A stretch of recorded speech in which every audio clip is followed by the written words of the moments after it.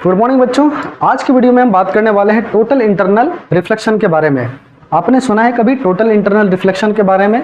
Real में ये reflection से जुड़ा एक घटना है जिसके बारे में अभी हम लोग पढ़ने वाले हैं, जिसका नाम क्या है? टोटल इंटरनल रिफ्लेक्शन, या शॉर्ट में कभी कभी इसे लोग TIR भी कहते हैं, है ना? TIR, total internal reflection. वास्तव में टोटल इंटरनल रिफ्लेक्शन है क्या और ये कब हम लोग ऑब्जर्व कर सकते हैं?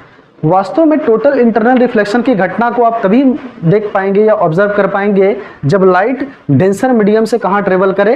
रेयर मीडियम में, है ना? रेयर टू डेंसर ट्रेवल के दौरान या जब भी कोई light rare to denser medium में इन करती है तब आपको टोटल इंटरनल रिफ्लेक्शन की घटना देखने को नहीं मिलेगी। ये सिर्फ आपको कब मिलेगी? जब लाइट किधर से किधर ट्रेवल कर रही हो, डेंसर टू रेयर। आइए देखते हैं कि टोटल इंटरनल रिफ्लेक्शन होता कैसे है। तो मान लेते हैं कि हमारे पास में दो अलग अलग मीडियम हैं। नीचे कोई भी एक मीडियम है जो कैसा मीडियम है? डेंसर। जो कैसा मीडियम है? डेंसर। जबकि इसके अगेंस्ट में ऊपर जो मीडियम है वो मीडियम है रेयरर।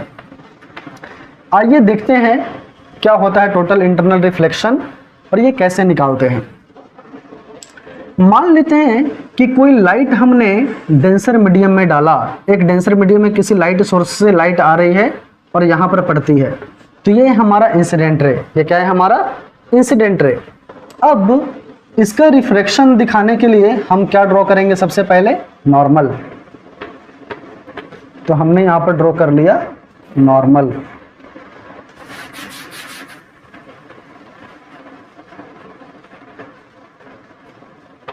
नॉर्मल, है ना?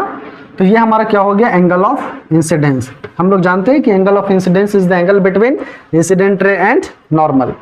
अब चूंकि लाइट डेंसर से रेयर मीडियम में इन कर रही है तो हम जानते हैं कि मुश्किल रास्तों से आसान रास्तों में जाते समय लाइट नॉर्मल से दूर भाग जाता है ना? तो this is angle of refraction. Angle of refraction. अब जरा आप सोचो, मैं एक दूसरे कलर से इसको थोड़ा हाईलाइट करता हूं ताकि आप चीजों को अच्छा से समझ पाएं।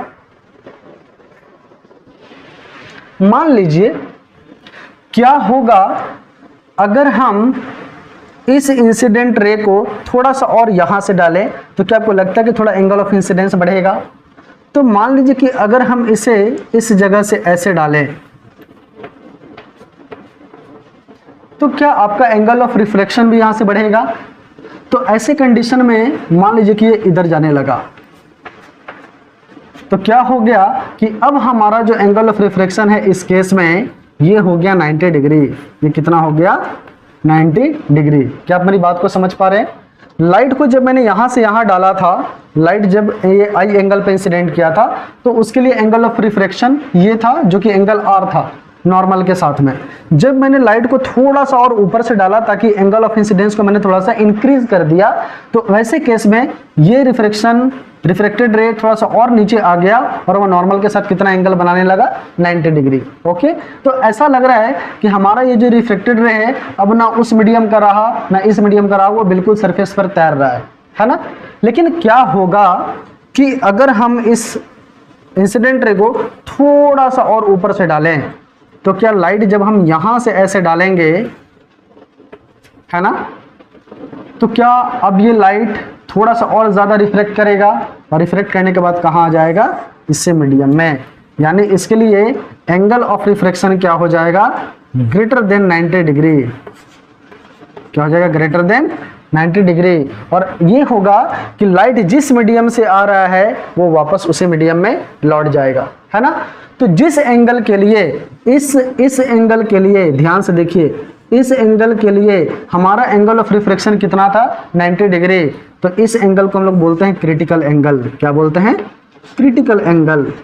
यानी कि अब इससे ज्यादा एंगल पर अपने लाइट इंसिडेंट अगर आपने किया तो अब वो उस मीडियम के बजाय वो वापस वो इसी मीडियम में रिफ्लेक्ट कर जाएगा, है ना?